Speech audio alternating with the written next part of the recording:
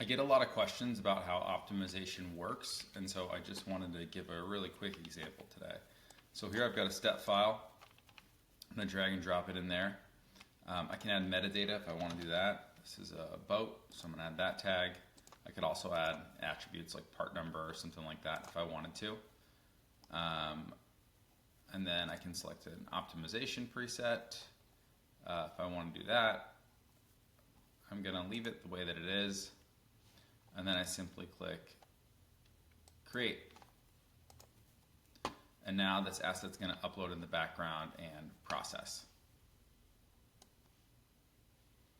Okay, so now that the asset's finished processing, I can immediately see it in the viewer. You can see here the file went from 221 megabytes to 1.3, loads super quick. If I want to share it with anyone, I just copy and paste this link, and anyone will have access to it.